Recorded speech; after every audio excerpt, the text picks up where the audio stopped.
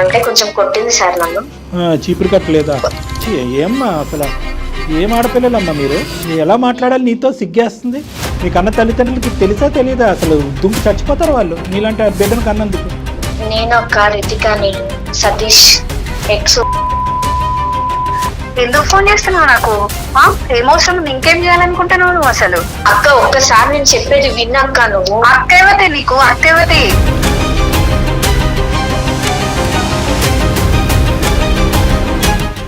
సరే ఆ అమ్మాయి ఫోర్స్ చేసిందంట సార్. ఫోర్స్ చేస్తే నువ్వు ఎట్లా వెళ్తావు? నేను కూడా ఇంకొక అబ్బాయిని చూసుకుంటాను. భర్త కూడా ఈక్వల్ గా తప్పు ఎక్కడ చేశారు అనే మాట ఎందుకు అంటున్నానంటే స్టార్టింగ్ వాడి గురించి వద్దు సార్. వాడు వేస్ట్ గాడు. వాడు ఇట్లా మోసం చేసినాక వాడు ఊసే వద్దు సార్ మనకి. జీవితం కార్యక్రమానికి స్వాగతం. నమస్తే కళ్యాణ్. నమస్తే జయ గారు. కళ్యాణ్ గారు, రితిక అనే ఒక అమ్మాయి మనకి మెయిల్ చేసింది. పిల్లలు ఎట్లా ఉన్నారంటే తాత్కాలిక ఆనందం కోసం దాని పర్యవసనాలు ఎలా అయినా ఏం జరిగినా సంబంధం లేదు, తర్వాత సంగతి తర్వాత. ఇప్పుడు హ్యాపీగా ఉన్నామా లేదా, దీనివల్ల మన జీవితం ఏమవుతుంది అస్సలు ఆలోచించట్లేదండి. పక్కవారి జీవితం ఏమవుతుంది, ఈ క్షణాన మనసుకి ఏది తోస్తే అది చేసి చూపిస్తున్నారండి. అలాంటి ఒక ఇష్యూతో మన దాకా వచ్చిందండి రితిక. నాకు చెప్పాలని కూడా నా నోటితో నాకు చెప్పాలనిపించట్లేదు కళ్యాణ్ గారు. అంత బ్యాడ్గా అనిపించింది, హానెస్ట్లీ చెప్తున్నాను. సో ఒకసారి మాట్లాడిద్దరు కానీ. తప్పకుండా జయ గారు.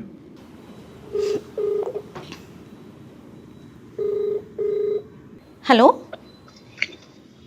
హలో రితిక గారమ్మా, అవునండి. ఎవరు? నేను జయాని, సుమన్ టీవీ అందమైన జీవితం ప్రోగ్రామ్ నుంచి కాల్ చేస్తున్నాను. మేడం మీరా? థ్యాంక్ యూ మేడం, చాలా thank you so much phone చేసినందుకు. ఓకే అమ్మా, నాతో పాటు డాక్టర్ కళ్యాణ్ చక్రవర్తి గారు ఉన్నారు. మీరు మెయిల్లో ఏదైతే అంశాన్ని పెట్టారో అది పూర్తిగా ఎలాంటి అబద్ధం లేకుండా క్లియర్గా ఒకసారి డాక్టర్ గారికి చెప్పండి. Okay madam. రైట్. అమ్మ రితిక. నమస్తే సార్.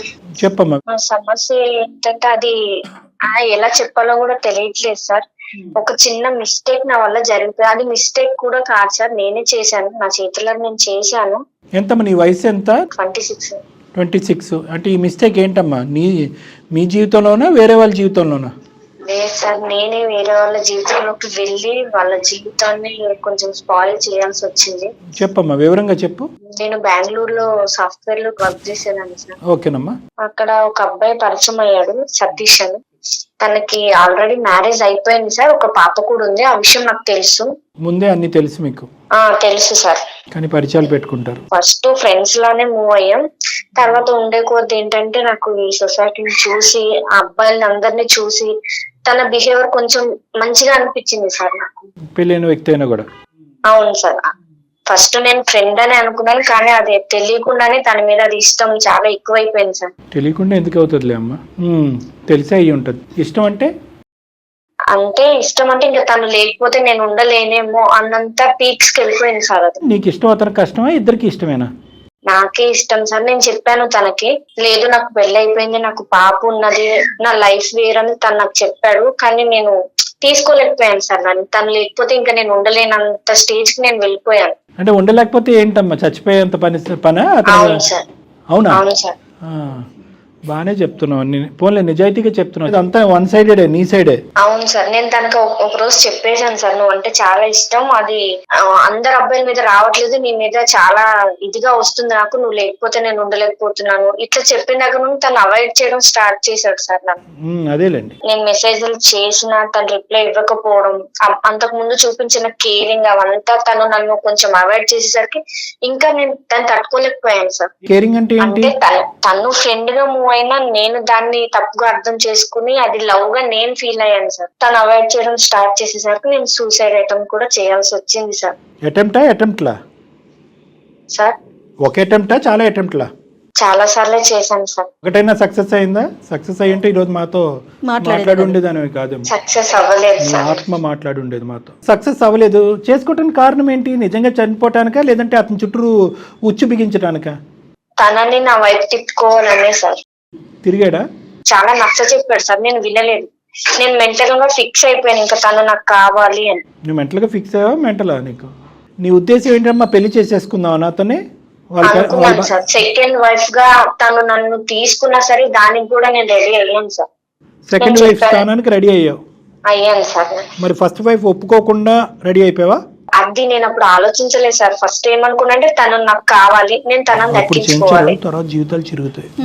మెంటల్ నేను ఏం చేశానో కూడా నాకు తెలియదు. మెంటల్ తనతో నేను మాట్లాడాను, తను వినట్లేదు. నాకు ఆల్రెడీ లైఫ్ ఉంది, నీ లైఫ్ వేరు, నా లైఫ్ వేరు, నీకు మంచి ఫ్యూచర్ ఉంది తను చెప్పినా లేదు నాకు నువ్వే కావాలి. ఎట్లా అంటే ఇంకా తనకు ఒక టార్చర్ లో అయిపోయాను నేను. ఫైనల్ గా అబ్బాయి నీ ఉచ్చులో పడే ముందు, అంటే నీ యొక్క హెరాస్మెంట్ లోనో శాడిజం లోనో ఇంకేం చేయలేక ఇందులో పడే ముందు ఎంత టైం పట్టిందమ్మా? ఎంతకాలం నువ్వు అతన్ని ఇలా వెంటాడావు? 1 year సార్. ఓయ్ బాబోయ్, ఆ అబ్బాయి నిజంగా 1 year రెసిస్ట్ చేశాడా? తప్పుగా అనుకోకమ్మా, ఇది ఫిజికల్ వాంచా లేదంటే? ఫిజికల్ గా కూడా చాలా, అంటే తనని ఇంకా నేను దక్కించుకోవడం కోసం నేను చాలా, ఇంకా ఎట్లా చెప్పాలంటే ఇది ఇంకా చెప్పినా తప్పులేదు సార్. చాలా దిగజారిపోయానని చెప్పొచ్చు నేను. ఎందుకంటే నేను చేసిన పని అలాంటిది కదా సార్. దిగజారిపోయానని చెప్పినా కూడా తప్పులేదు. ఒక అమ్మాయిగా షేమ్ గా ఫీల్ అవ్వాలి నేను, కానీ నేను చేసింది తప్పు కాబట్టి దాన్ని నేను ఒప్పుకుంటున్నాను సార్. ఈ అబ్బాయితో నేను అమ్మా ఇంక ఇలా అడుగుతున్నాను పచ్చిగా, ఇంకా చాలా మంది ఉన్నారు పెళ్ళైన మగవాళ్ళు? లేదు సార్, తనకు పెళ్ళైందని తెలుసు కూడా తనని చాలా ఇష్టపడ్డాను, అది తప్పే సార్ నాకు ఈ తెలుసు. స్పీడ్ లో నీకు ఎవరు చెప్పలేదా? అమ్మ నాన్న గానీ, ఫ్రెండ్స్ గానీ, స్నేహితులు గానీ? చెప్పారు సార్, నా ఫ్రెండ్స్ చెప్పారు, కానీ నేను ఫిక్స్ అయిపోయాను తను నాకు కావాలి అని. దీన్ని పిచ్చి అంటారు అని చెప్పారా నీకు ఎవరైనా? చెప్పారు మేడం. వాళ్ళ భార్యకి తెలిసి నువ్వు కావాలా, వాళ్ళ భార్య తెలియకుండా నువ్వు కావాలా? నువ్వు కాదు, అతను. అంటే నేను ఫస్ట్ ఏమనుకున్నానంటే ఎవరికి తెలియకుండా మెయింటైన్ చేద్దామని అనుకున్నాం సార్.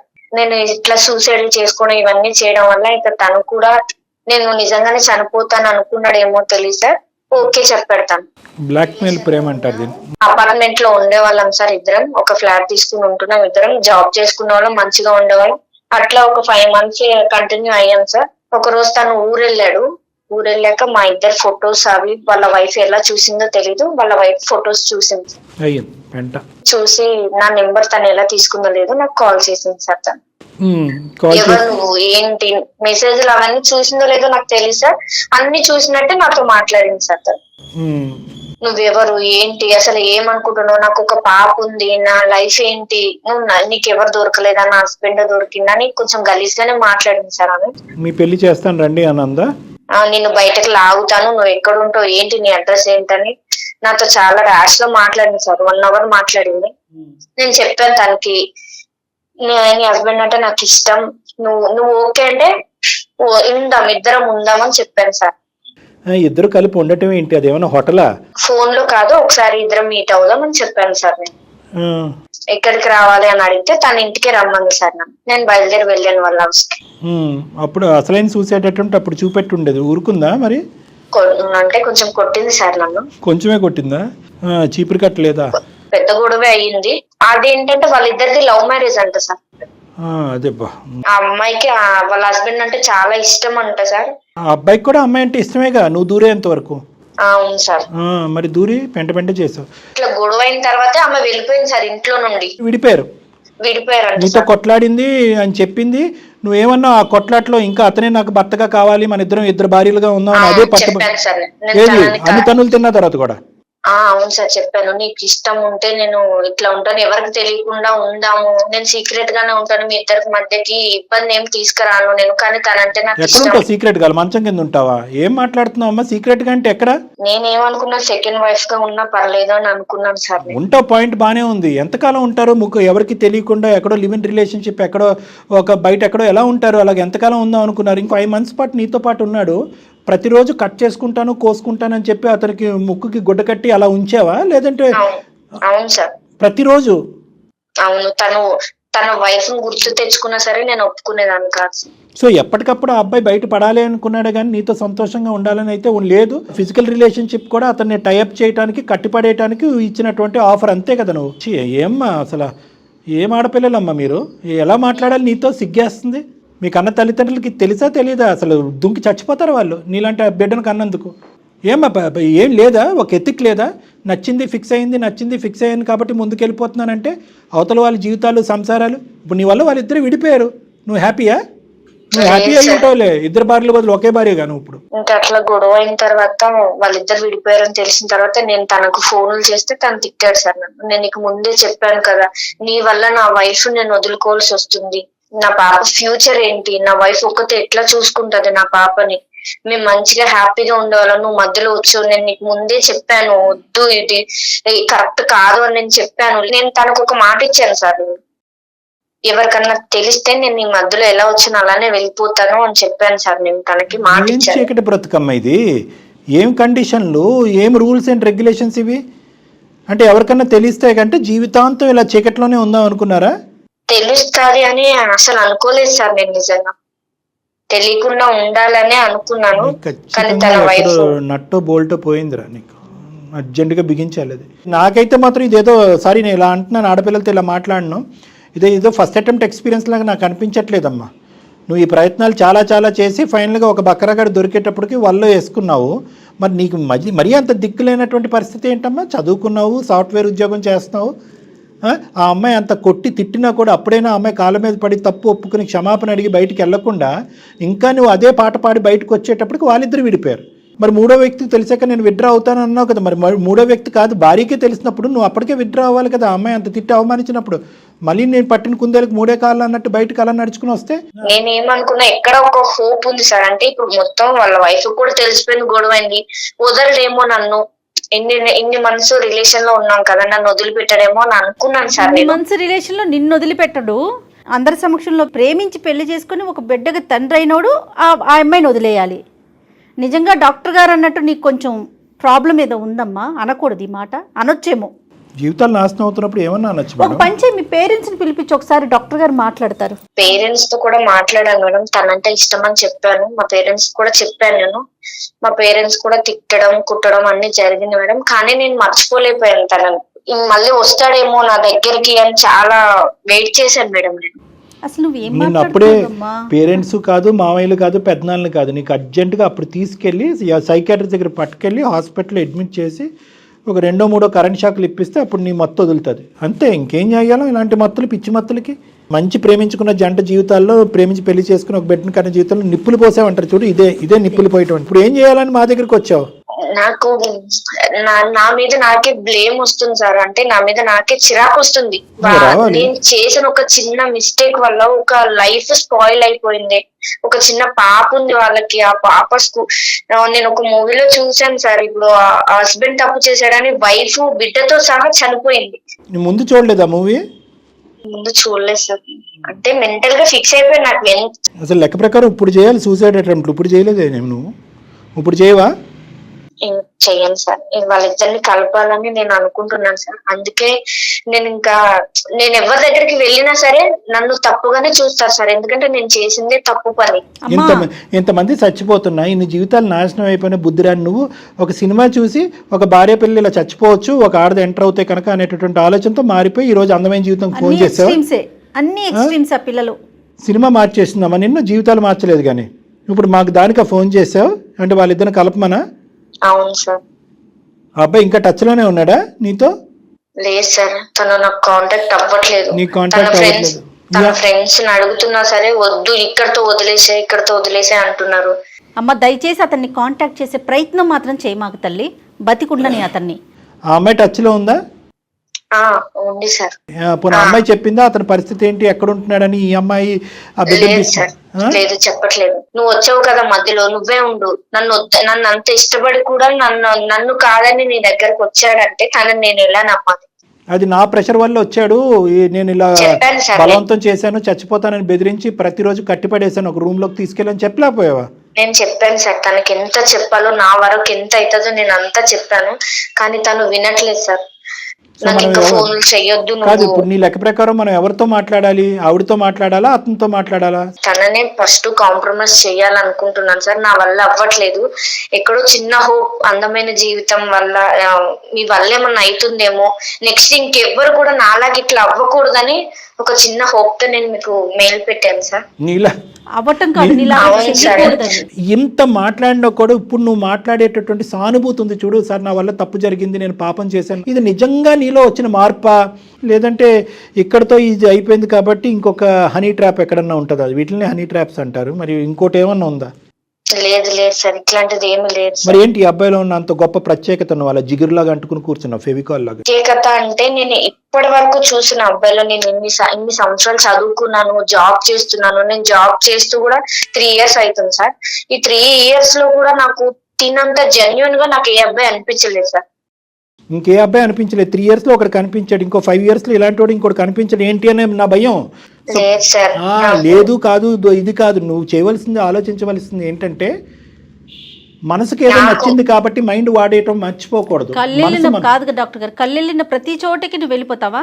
అదే కదా అమ్మాయి చేసింది. నీ మనసు వేరో, నీ ఆలోచన వేరో, నీ చదువు వేరు, నీ జీవితం వేరు. నీ మైండ్ ఒక్కసారి ఆలోచించడం అనేది నేర్చుకో. పరిణామాలు సార్ నాకు ఈ 3 years లో కూడా నా వెంట చాలా మంది అబ్బాయిలే పడ్డారు, కానీ నాకు తిను నచ్చినంతగా నాకు ఎవరు నచ్చలేదు సార్. తన కేరింగ్ కానీ, తన జెన్యున్, తన నీ నిజాయితీ. సైకలాజికల్ ప్యాటర్న్ లో ఒక ప్రముఖమైనటువంటి ఒక ప్రత్యేకమైనటువంటి ప్రాబ్లం ఉంది.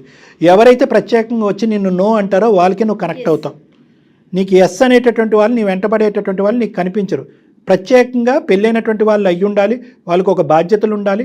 నీ నువ్వు వాళ్ళ చుట్టూరు 1 సంవత్సరం పాటు తిప్పించుకోవాలి. నువ్వు కోసుకుంటా అన్నా కూడా నీ వైపు ఇష్టం చూపెట్టకూడదు. ఇలాంటి వాళ్ళే నీకు నచ్చుతారు. జాగ్రత్త, నువ్వు చాలా జాగ్రత్తగా ఉండాలి. ఎందుకంటే కనుక నిన్ను నచ్చి నీ అంటూ వచ్చే వాళ్ళ గురించి మనకు సమస్య లేదు, కానీ నీకు నో చెప్పేవాడు దొరికాడంటే వాడు చచ్చినట్టే. కాబట్టి మా భయం ఏంటంటే నీకు ఇప్పుడు ఆ అమ్మాయితో మాట్లాడటం, వాళ్ళని కలపటం ఒక ఎత్తు అయితే కనుక పూర్తి స్థాయి పరివర్తన కౌన్సిలింగ్ నీ లోపల తీసుకురావడం కూడా ఒక ఇంపార్టెంట్ ఇష్యూ. దాని పరంగా కూడా నిన్ను ఒక సైకియాట్రిస్టో సైకాలజిస్ట్కో రెఫర్ చేసుకుని ఆ పుణ్యం కట్టుకోవాలి, సమాజానికి పుణ్యం కట్టుకోవాలి. మేము ఇంకెంతకంటే పచ్చిగా నేనేం మాట్లాడలేను. నీకు ఇప్పుడు వచ్చినటువంటి ఈ తూతూ మంత్రం బుద్ధి నాకేదో వచ్చేసిందని అనిపించట్లేదు. ఎందుకంటే సినిమా చూసాక కనువిప్పు కలిగిందని నువ్వు అంటే నా బుర్రపాడైపోతుంది. నేను నిజంగా పశ్చాత్తాప పడుతున్నాను సార్. నాకు తెలిసింది నా వల్ల ఒక ఫ్యామిలీ ఇదైపోయింది, వాళ్ళ పాప ఉంది, వాళ్ళ లైఫ్ స్పాయిల్ అయిపోయింది సార్. నాకు నిజంగా తెలిసి వచ్చింది సార్. అంటారు కదా అంతా అయిపోయిన తర్వాత ఏడ్చి ఏం లాభం అని. నాది ఇప్పుడు అదే సిచ్యువేషన్ వచ్చింది సార్. మొత్తం అంతా జరిగిపోయింది.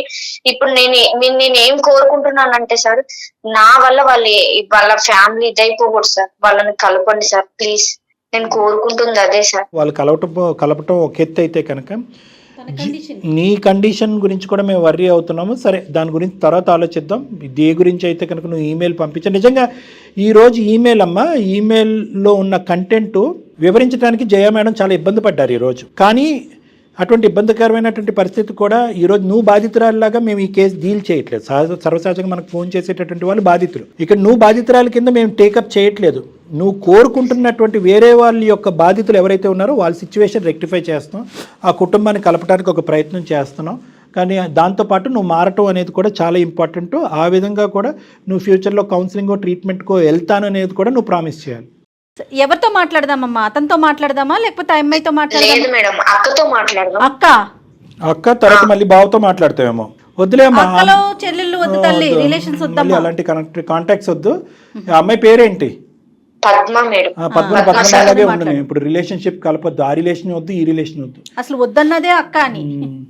కలపమ్మ, కనెక్ట్ చేయి ఒకసారి. మరి ఓకే, మీకు అర్థమైందా కళ్యాణ్ గారు నేను ఈ మెయిల్ చెప్పలేకపోతున్నానని ఎందుకన్నాను అంటే అందులో ఆ అమ్మాయి వయస్సు, మాట్లాడే తీరు, మెచ్యూరిటీ కాస్త ఏదో ఇబ్బంది ఉన్నట్లుందండి. నాకు అట్లా అనిపించింది. The person you are speaking with has put your call on hold. Please stay on the line. आप जिस व्यक्ति से बात कर रहे हैं. హలో హలో అక్క, నేను రితికాని. రితికనా? నేను అక్క రితికాని, సతీష్ ఎక్స్. ఎందుకు ఫోన్ చేస్తున్నావు నాకు? ఏమవసరం? ఇంకేం చేయాలనుకుంటున్నావు నువ్వు? అసలు నువ్వు మాట్లాడకు. అసలు నాకు ఎందుకు కాల్ చేసినావు నువ్వు? నువ్వు ఫోన్ చేయకని చెప్పిన నేను నీకు. నువ్వు ఎందుకు ఫోన్ చేస్తున్నావు? నేను మళ్ళీ నీ లైఫ్ లోకి రావాలని అనుకోవట్లేదు అక్క. నువ్వు అన్ని చేసినావు, అయిపోయింది. ఇంకా అయిపోయింది. ఇంకేం చేయాలనుకుంటున్నావు? ఇంకేమైనా ఉందా చేసేది? ఇప్పుడు బజార్ లో పడినాం, ఇంకెక్కడైనా పెడతామని చూస్తున్నావా? మీరు నా పాప కోసమైనా నేను కొన్ని రోజులు బ్రతకాలి కదా, అట్లా కూడా బ్రతకనియరా ఇంకా మీరు? అక్క నీ లైఫ్ నా వల్లే స్పాయిల్ అయ్యింది. దాన్ని నేను చెయ్యాలనుకుంటున్నాను. నాకు అవసరం లేదు. నాకు అవసరం మీ ఇద్దరిని వదిలేసిన నేను. మీరు లవ్ బర్డ్స్ లెక్క తిరగండి, నాకు అవసరం లేదు. నేను మీ మధ్యలో ఎంటర్ గాను. అర్థం చేసుకుంటున్నావు. ఇవన్నీ అందుకే మోసం చేసిల్లా? నాకంత హృదయం లేదమ్మా, నాకంత హృదయం లేదు. అక్క ఒక్కసారి నేను చెప్పేది విన్నాక నువ్వు. అక్క ఎవతే నీకు? అక్క ఎవతి అసలు నువ్వు? నాకు ఏమనుకుంటున్నావు? ఏమని మాట్లాడుతున్నావు నువ్వు? ఏమన్నా అనాలి నిన్న? అసలు నిన్న చెల్లని నేను అనుకోవాలనుకుంటున్నావు నువ్వేమన్నా? పద్మ గారు, నువ్వు అక్కని మానేసి నన్ను పిలవకు. పద్మ గారు నమస్తే అండి. హలో. సారీ అమ్మా, మీ కాల్ మధ్యలోకి వచ్చాం, మేము మధ్యలోకి రాలేదులేండి, ముందు నుంచే ఉన్నాం. ఎవరండి? నమస్తే అమ్మా, నా పేరు డాక్టర్ కళ్యాణ్ చక్రవర్తి అమ్మా. మేము అందమైన నమస్తే సార్. నమస్తే అమ్మా. సుమన్ టీవీ అందమైన జీవితం అనే ఒక కార్యక్రమం ఉంది, మీరు చూసే ఉంటారు. మీరెందుకు చేశారు సార్ నాకు? మేము చేయలేదమ్మా. అమ్మ మేము చేయలేదు, దయచేసి మా ఆలోచనని అపార్థం చేసుకోకండి. కొద్దిగా ఓపిక 2 నిమిషాలు వింటే మీకు పూర్తిగా అంతా అర్థం అవుతుంది. అప్పుడు నచ్చితే కాల్ ఉంచుదురు కానీ, లేదంటే మాకు చెప్పకుండా కూడా కట్ చేద్దరు కానీ. సార్ చెప్పేది విన్నాక నువ్వు అసలు మాట్లాడుతున్నావు. ఒక్క నిమిషం రితిక, నువ్వు అక్క అని పిలిచిన, విను అని చెప్పిన, బాగుండండి అని చెప్పిన, ఏదన్నా రామ అంటే బూతులాగా వినిపిస్తుంది అందరికీ. కాబట్టి నువ్వు వచ్చినటువంటి ఉద్దేశం మంచిదైనా కూడా ఈరోజు నిన్ను అక్కడ బ్రేక్స్ వేసి అక్కడ ఆపుతున్నావు. నువ్వు ఏది కూడా కాంట్రిబ్యూట్ చేయడానికి ట్రై చేయొద్దు. ఇది కంప్లీట్గా పద్మగారి ఎరీనాలో ఉన్నటువంటి సబ్జెక్ట్ ఇది. ఆవిడ ఇష్టమైతే ముందుకు వస్తుంది, కష్టమైతే విడ్రా అవుతుంది. నువ్వు దయచేసి బతిమాలి ఇంకా పరిస్థితిని ఇంకా హీనంగా చేసేటటువంటి కార్యక్రమం చేయొద్దు. పద్మగారు, మేము అందమైన జీవితం నుంచి నేను డాక్టర్ కళ్యాణ్ చక్రవర్తి, నాతో పాటు జయ గారు ఉన్నారు, సీనియర్ హోస్ట్. మేము ఇక్కడ ఒక్కటేనమ్మా, ఇక్కడ మేము మాట్లాడేది ఏంటంటే చాలా ఒక అసభ్యకరంగా, ఒక అసహ్యంగా, తల్లిదండ్రులు, సభ్య సమాజం అందరూ తలదించుకునేటటువంటి విధంగా ఒక అమ్మాయి చేసినటువంటి తప్పుకి ఆ అమ్మాయి ఎన్నిసార్లు క్షమాపణ చెప్పినా ఆ అమ్మాయి తరపున మేము సభ్య సమాజం తరపున మీకు క్షమాపణ కోరుకుంటున్నాం. ఎందుకంటే పచ్చగా ఉన్నటువంటి ఒక కాపురం ఈరోజు విచ్ఛిన్నం అయిపోయింది, అతి దారుణమైన పరిస్థితికి వెళ్ళిపోయింది అనేది మేము మనస్ఫూర్తిగా చింతిస్తున్నాం, బాధపడుతున్నాం తల్లి. జరిగినటువంటి కథ అంతా కూడా మేము ఈ అమ్మాయి మాటల్లో విన్నాం. మీ వరకు ఏం విన్నారు అనేది, ఎందుకు మీరు మనస్తాపం చెందారు, మీరు ఏం కోరుకుంటున్నారు, ప్రస్తుతం మీ భర్త గారి యొక్క పరిస్థితి, మీరు ఎక్కడున్నారు, బిడ్డ ఎక్కడుంది, ఇవి కొద్దిగా మాకు వివరించండి అమ్మ, ఒక 2 నిమిషాలు. నేను ఒక 2 minutes మాట్లాడతాను. Please, your most. అసలు జరిగింది ఏంటంటే సార్, నేను మా హస్బెండ్ ఇంతకు ముందు ఇక్కడ హైదరాబాద్ లో ఉండేవాళ్ళం సార్. ఇక్కడ మాది లవ్ మ్యారేజ్ సార్. మేమిద్దరం ఒక 1 year వరకు, 1.5 year వరకు లవ్ చేసుకుని పెళ్లి చేసుకున్నాం సార్. పెళ్లి కూడా మా పేరెంట్స్, నేను వాళ్ళు ఒప్పుకోకపోయినా నేను వాళ్ళని ఒప్పించి మరి మ్యారేజ్ చేసుకున్నాను సార్. చేసుకున్నాక మేము బెంగళూరులో వెళ్ళిపోయాం సార్, అక్కడికి షిఫ్ట్ అయిపోయాను. నాకు ప్రెగ్నెన్సీ వల్ల నేను జాబ్ ఆఫ్ చేసాను సార్. కొంచెం నాకు బెడ్ రెస్ట్ వల్ల నేను హైదరాబాద్ కి, ఇక్కడికి మా ప్రాపర్ వచ్చి హైదరాబాద్ సార్. నేను హైదరాబాద్ మా మమ్మీ వాళ్ళ దగ్గరికి వచ్చినాను సార్. డెలివరీ కోసం వచ్చి కొంచెం నాకు హెల్త్ బాగాలేక ఇక్కడికి వచ్చినాను. మా హస్బెండ్ అక్కడే ఉన్నారు. పుట్టింటికి వచ్చారు? వచ్చాను మేడం. నేను ఇక్కడికి వచ్చినాక మా హస్బెండ్ అక్కడే జాబ్ చేసినాడు. నాకు రోజు కాల్ చేసేది, చాలా బాగుండేది మేడం. మేము మా లైఫ్ చాలా అంటే చాలా హ్యాపీగా మూవ్ అయింది మేడం. ఇంత లైఫ్ నాకు దేవుడు ఇచ్చినందుకు చాలా గ్రేట్ అని నేను బాగా అదైపోయినా. నేను మా పేరెంట్స్ కూడా సరే బాగుంటున్నారని చెప్పేసి వాళ్ళు కూడా హ్యాపీగా ఫీల్ అయ్యారు. మా బేబీ పుట్టిన తర్వాత 1 year నుంచి మేడం సరిగా మాట్లాడడం లేదు, సరిగా రావడం లేదు. 1 month కి ఒకసారి 1 month లో 15 days కి ఒకసారి వచ్చేవాడు. 1 month కూడా రాకుండా అయిపోయాడు. అట్లా ఒక 1 year వరకు చేశాడు. నాకు ఎందుకో డౌట్ వచ్చింది. డౌట్ వచ్చి ఒకసారి నేను ఇట్లా ఫొటోస్ ఇవి ఫోన్ లో అవి ఇవి చెక్ చేసిన. నేను ఎప్పుడు చెక్ చేయను, కానీ నాకు డౌట్ రావడం వల్ల ఏమైంది అసలు అని తెలుసుకోవడానికి నేను చెక్ చేసిన మేడం. మొత్తం డిలీట్ చేశాడు సార్. డిలీట్ చేస్తే రీసైకిల్ బిన్ లో చూసాను సార్ నేను ఇవన్నీ. చూసిన తర్వాత అప్పుడు నేను ఫస్ట్ అయితే అడగలేదు సార్, సరే ఏం చేస్తాడు ఇంకేం చేస్తాడు అని చెప్పేసి చూసిన. సరే మాట్లాడేమో, నాకు తెలియలేదు అనుకుంటుండే కదా అని చెప్పేసి నేను సైలెంట్ అయిపోయినా. అది రోజుకు ఎక్కువ చేసేసి మొత్తం అవాయిడ్ చేసే కాడికి వెళ్ళిపోయాడు. ఇట్లా చేసినప్పుడు నాకు అవసరమా సార్? నేను నిలదీసి అడిగినప్పుడు ఆ అమ్మాయికి తెలిసిందట. తెలిసి ఈయనేం చేసిండు, వదిలేసిన, నాకు అమ్మాయితో ఏం సంబంధం లేదు, ఆ అమ్మాయినే నన్ను ఫోర్స్ చేసింది. ఆ అమ్మాయి ఇట్లా అంటే, ఇప్పుడు రోడ్డు మీద ఎంతో మంది ఫోర్స్ చేస్తారు, అందరి దగ్గరికి వెళ్తారా సార్? అట్లా చెప్పండి. మీరే బాగా అడిగారు. ఇప్పుడు నా లైఫ్ గురించి ఆలోచించాలి కదా. నేను ఆయన నమ్ముకొని వచ్చిన కదా సార్, నా పేరెంట్స్ ని వదులుకొని. ఇప్పుడు తను రమ్మన్నదని తన దగ్గరికి వెళ్ళిపోతాడు. అదంటే నేను ఎట్లా కనిపిస్తున్నాను దానికి? అట్లా చేయడం పద్ధతి అవుతుంది సార్. నా సిచ్యువేషన్ నుండి ఆలోచించండి సార్. నా పేరెంట్స్ కి ఏం చెప్పాలి నేను?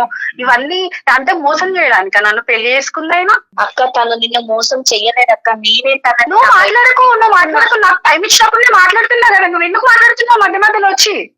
మాట్లాడకు, నీకు అర్హత లేదు, నాకు అక్క అని పిలవకు. ఇంకొకసారి చెప్తాను, నేను అస్సలే బాగోదు. ఇంకా చాలా చేసినావు నువ్వు, నీ దగ్గర నుంచి నేను చాలా చూసినా. ఇంకా చూసా అవసరం నాకు లేదు అసలు. రితిక, నువ్వు అక్క అనే పిలుపు పిలుస్తుంటే మాకు కూడా ఇరిటేషన్ వచ్చేస్తుందమ్మా. దయచేసి ఆ పిలుపు పిలవకు, అర్థమవుతుందా? వద్దు మేడం ప్లీజ్, నాకు వద్దు. తనతో మాట్లాడే ఉద్దేశం నాకు అస్సలే లేదు. అసలు తను వస్తే మాత్రం నేను వెళ్ళిపోతా. ఇప్పుడు ఇక్కడ వచ్చి కాల్లో ఉండను నేను అసలు. రితిక నువ్వు కొంచెంసేపు సైలెంట్ గా ఉండాలి. Okay madam. ఇట్లా చేసిండ్రు సార్ వాళ్ళు. సరే ఆ అమ్మాయి ఫోర్స్ చేసిందంట సార్. ఫోర్స్ చేస్తే నువ్వు ఎట్లా వెళ్తావు?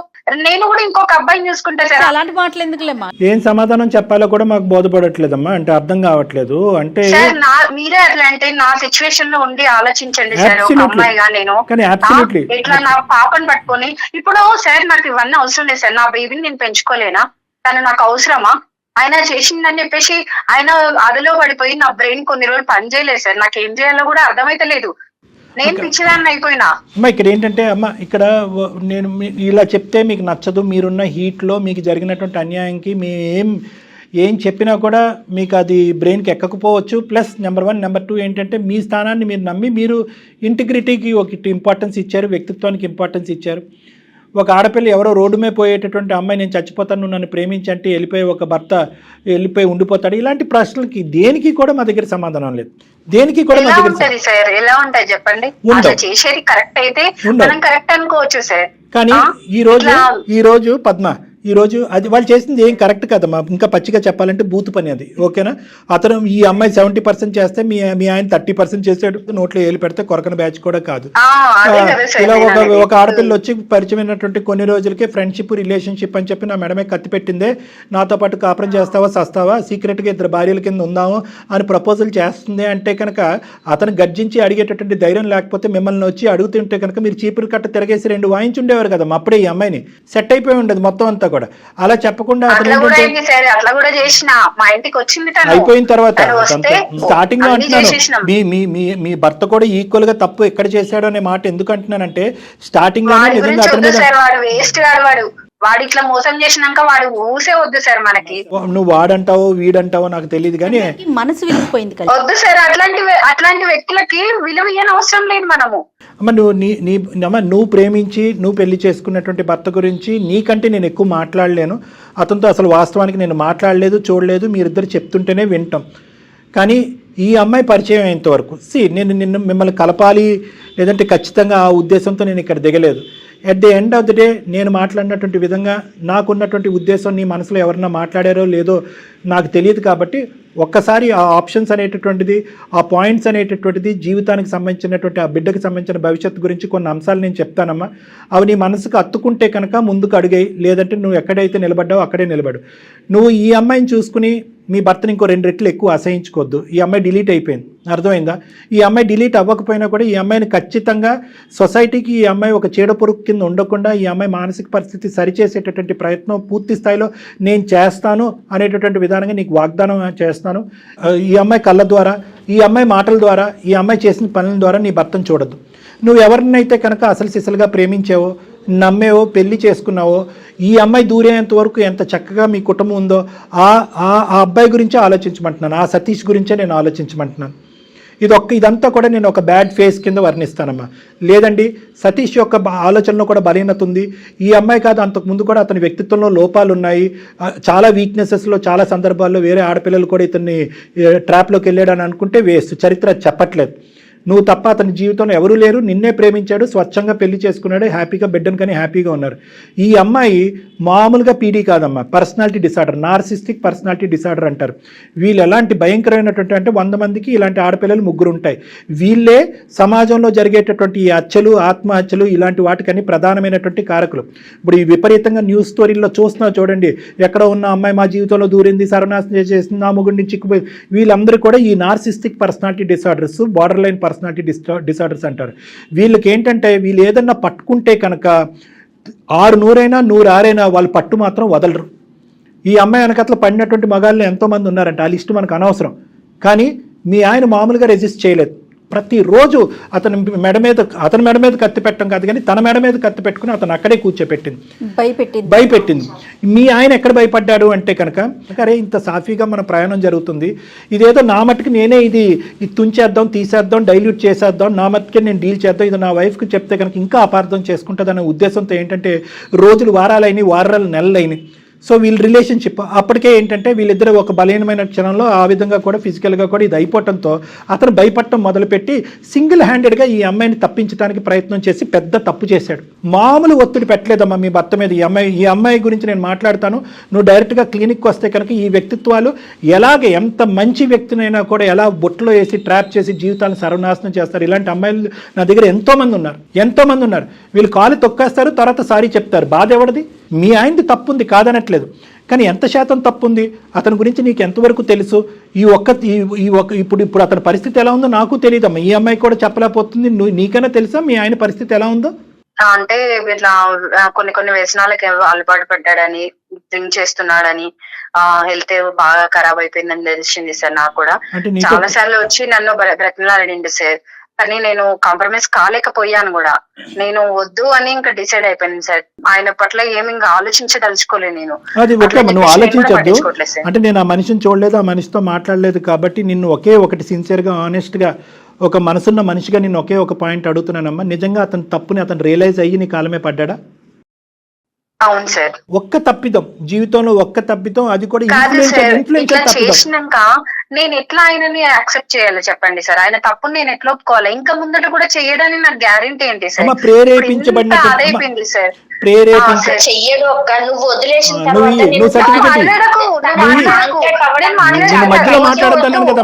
లేదు, నాకు అవసరం లేదమ్మా, ఎవరి గురించి నాకు అవసరం లేదు. విస్తరలో అన్నం అంటే వడ్డించిన తర్వాత నువ్వు వచ్చి తూ అని అంటున్నావు. అమ్మా రితిక, నువ్వు మాట్లాడద్దు. నువ్వు ఇస్తావా సర్టిఫికెట్ మారేడని? వాళ్ళని కలపమంటావా వద్దంటావా? కలపమనే చెప్తున్నా. తన వైఫ్ అంటే చాలా ఇష్టం తనకి, అది నాకు తెలుసు సార్. నువ్వు తెలుసుకొని ఎట్లా చేస్తే బాగుంటదని చేసినావు కదా ఇన్ని రోజులు. తను చూస్తారని నేను ఎక్స్పెక్ట్ చేయలేదు సార్. సర్లే నువ్వు పాత స్టోరీ మళ్ళీ సినిమా తిప్పద్దు కానీ నీ వ్యక్తిత్వం గురించి తర్వాత మాట్లాడుకుందాం. అమ్మ ఈ అమ్మాయితో అసలు జోక్యం లేదమ్మా. అమ్మ ఈ అమ్మాయి అసలు ప్రస్తావన వద్దు. మీ ఆయన మారేడా లేదా అనేటటువంటిది ఈ అమ్మాయికి ఏం తెలుసు? పిచ్చిమోహం. ఈవిడ ఏదో పట్టుకుని ఏదో ఏలాడుతూ అందరి జీవితాలు నాశనం చేస్తుంది. అమ్మాయితో చాలా పని ఉంది మాకు, తర్వాత చెప్తాను నేను అది. నాకు నీ వరకు మాత్రం నీ భర్త ఈరోజు అతని పరిస్థితి ఏమీ బాగాలేదు అని అంటున్నావు.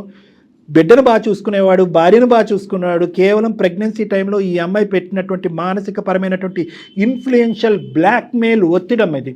ఆ ఒత్తిడికి అతను తలొగ్గి ఒక తప్పు చేశాడు. నువ్వు ఇప్పటికిప్పుడు నువ్వు ఏదో ఒప్పేసుకుని నా మాట మీద గౌరవంతోనో ఇంకోటో ఏదో ముందుకెళ్ళిపోమని నేను అనట్లే. ఒక్కసారి మీరు వస్తే కనుక నేను కూడా అతన్ని ఫోన్ చేసి పిలిపించుకుంటాను నా దగ్గరికి. నా సమక్షంలోనే మీరు మాట్లాడుకోండి. దయచేసి ఈ కాపురం మాత్రం విడిపోవలసినటువంటి కాపురం కాదు. ఇలా అయితే కనుక మీరు కానీ ఈ బేసిస్ మీద విడిపోతే కనుక ఇదే ఎగ్జాంపుల్ తీసుకుని ఇలాంటి ఆడపిల్లలు చాలామంది ఉన్నారు సమాజంలో. ఈ మొత్తం ప్లాట్ఫామ్ని, ఈ ఎపిసోడ్ని వాళ్ళకి కావాల్సినటువంటి విధంగా వాడుకుని అరే ఇలా పొల్ల పెడితే కనుక విడిపోతారనమాట అనేటటువంటిది ఎగ్జాంపుల్ కింద తీసుకుని ముందుకెళ్తారమ్మా. మీరిద్దరు భార్యాభర్తలు మీ ప్రేమ నిజమైంది అనేటటువంటిది ప్రూవ్ చేసుకోవాలి. ఆ పిల్లకి ఒక చక్కటి తల్లిదండ్రుల కింద మారి ముందుకెళ్తాం అనేటటువంటి ఆలోచనతో ముందుకెళ్ళాలి. దానికి మీ ఇద్దరిని కలపడానికి ఏ వంతు ప్రయత్నం చేయమన్నా నా వంతు ప్రయత్నం చేస్తాం. ఏ స్థాయి వరకైనా వెళ్తాం. మార్పు రాకపోతే మీ ఆయన కూడా మొండిగా వ్యవహరించి ఏమీ రియలైజ్ కానటువంటి మాట్లాడండి సార్. మరి మాట్లాడండి, ఫస్ట్ మీరు తనతో మాట్లాడండి సార్. తర్వాత నేను ఆలోచిస్తాను సార్. నేను కూడా వెరీ గుడ్ అమ్మా, వెరీ గుడ్. అట్లీస్ట్ నాకు ఆ చిన్నపాటి అవకాశం ఇచ్చావు కదా, నేను దూరిపోతాను. నేను అనేది ఏంటంటే అతనికి ఫోన్ చేస్తాను, అతనికి ఫోన్ చేసి నా క్లినిక్ పిలిపించుకుని నేను మాట్లాడతాను. నేను ఫోన్ చేసినప్పుడు ఒక 2-3 సార్లు అతనితో మాట్లాడిన తర్వాత నువ్వు వద్ది కానీ ఇద్దరు ఎదురు కూర్చొని మాట్లాడుకుందాం. మీరిద్దరు ఏమనుకుంటే అదే ఫైనల్గా నేను ఏకీభవిస్తాను. నా నమ్మకం నాకు ఉంది కానీ final decision is up to both of you. సరే సార్, నేనైతే కాంప్రమైజ్ అవ్వలేను సార్. మీరు చెప్తున్నారు కాబట్టి